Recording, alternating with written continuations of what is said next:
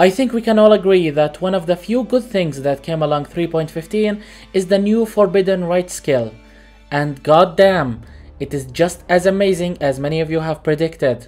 So buckle up as we are about to enter an interesting build guide today. First and foremost, there is an extremely important thing that you need to understand before even attempting to think about trying this skill. Forbidden Rite's self-inflicted damage is nothing to scoff at.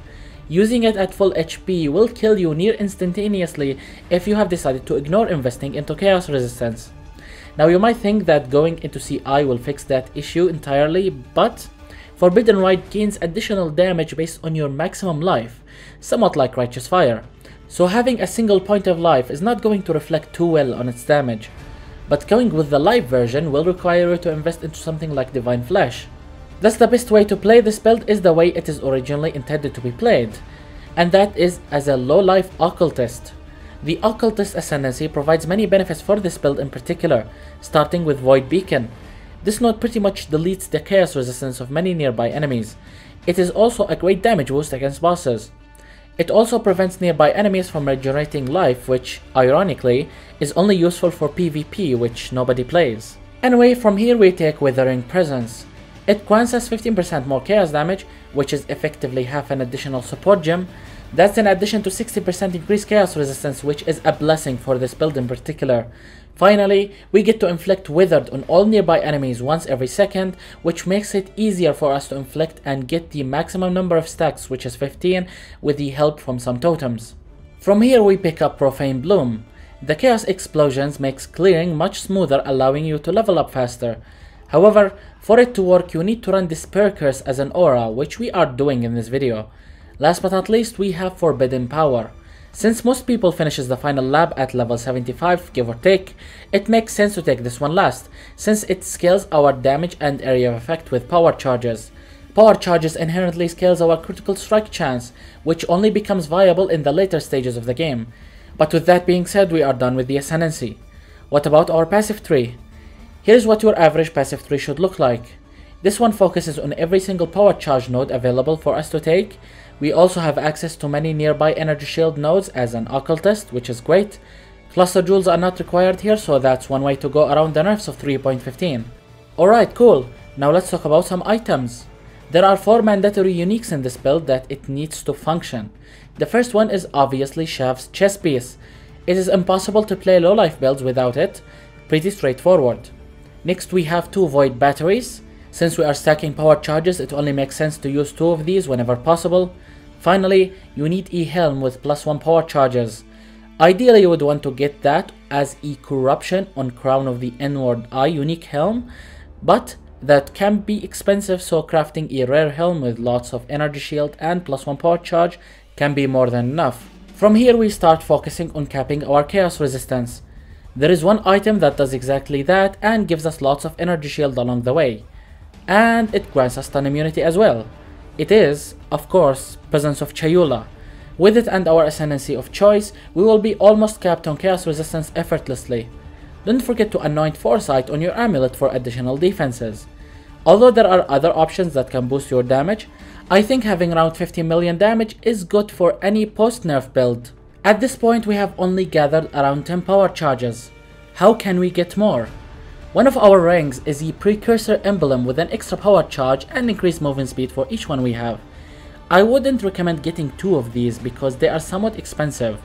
Also you'll find trouble capping your resistances with that many unique items already. Anyway, our second ring is the Resistance Ring with faster start of energy shield recharge and increased maximum energy shield Crusader mod, both combined together with an Awakener's Orb. After that we crafted some resistances and attributes to complement whatever is missing. In general, you only need to get an additional 15% chaos resistance on any of your remaining items to cap yourself, and in this case one perfectly crafted hybrid roll will do the trick. Our next item is a generic belt with as many defensive stats and attributes to complement whatever is missing in this build. Same thing applies to our gloves. We need as much energy shield, attributes and resistances to cap ourselves. Finally, we have a pair of boots with similar stats, except that we need movement speed as a top priority on this one. At this point it becomes clear that our items are separated into 2 categories. One is unique items that handles around 90% of our damage, and few rare items that complements whatever stats we are missing. And with that being said, we are basically done with our items. Now let's talk about some gem links. For our main 6 link, I have tried to go around the nerfs as much as possible, and I think I managed to accomplish that by picking up some unnerfed support gems. So first of all we have Forbidden Rite, then Awakened Void Manipulation, Greater Multiple Projectiles, Power Charge on Crit, Increased Critical Strikes, and Increased Critical Damage support. From all of these gems, only one of them got nerfed, so this build doesn't really care about the recent changes. Anyway, moving on to our next gem setup, we have Zealotry, Arrogance Support, Enlighten, and Clarity. Feel free to tweak the levels of these gems in order to fit this setup into your existing life pool. Next we have another 4 link setup, starting with Despair, Blasphemy Support, Dash, and Arcane Surge. Make sure that the first 2 gems are disconnected from the second 2 in order to avoid paying extra mana for Despair reservation. Our next setup contains Wither, Spell Totem, and Multiple Totem support. Make sure to summon these totems to debuff your enemies before any engagement. Having the maximum number of Wither stacks on an enemy almost doubles the amount of chaos damage they take, so you should take advantage of that whenever possible. Our last gem setup contains Discipline, Enlighten, and 1 Purity of your choice. There aren't any auras left that we can utilize to boost the damage of Forbidden Rite, thus you can feel free to utilize your remaining mana pool for increasing your defenses. And with that we are basically done with our gems. Now let's talk about jewels. First and foremost, we have a Watcher's Eye with fastest out of energy shield recharge and gain 10% of maximum mana as extra maximum energy shield. We are relying on fast recharge cycles combined with Wicked Ward to sustain our energy shield while casting Forbidden Rite. Just make sure to stop casting it whenever your recharge stops in order to avoid being your own worst enemy. Anyway, next we have a Militant Faith Timeless Jewel. This one must be placed in this specific socket to convert all nearby keystones into Inner Conviction. Inner Conviction grants you more spell damage based on how many power charges you have. Now some people might argue that having Divine Flash with its extra 5% chaos resistance is a lot better, but for me I feel like getting 33% more damage in this build is simply too good to pass out on. If you have copied my passive tree, you will end up with 2 free jewel sockets. These should be filled with normal rare jewels like this one. Just don't forget to prioritize any elemental resistances you are missing before focusing on additional damage mods. And that was basically it for our fully min-maxed Forbidden Rite build. So in the end, should you try it? Definitely.